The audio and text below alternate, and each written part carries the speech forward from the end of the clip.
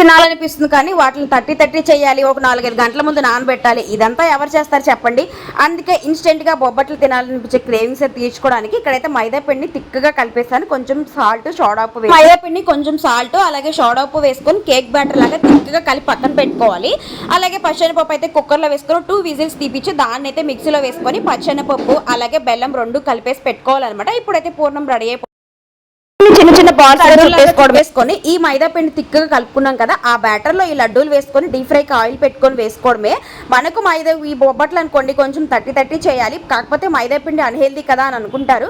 కాకపోతే ఎప్పుడో ఒకసారి తింటాం కదండి. మనకు బయట బొబ్బట్లు కూడా మైదా పిండితోనే ఎక్కువగా చేస్తూ ఉంటారు కదా, దాంతో పోల్చుకుంటే ఇది హెల్దీనే. సిమ్ లో పెట్టుకొని బాగా కాల్చుకోవడమే. పైన మెత్తగా ఉంటుంది, కాకపోతే ఎక్కువ పూర్ణమే మనకు తగులుతూ ఉంటుంది అనమాట. ఈ ఆయిల్లో ఫ్రై చేస్తాం కాబట్టి పూర్ణం అనేది ఆటోమేటిక్గా లోపల బాగా ఉడికిపోయి కరిగిపోతుందండి.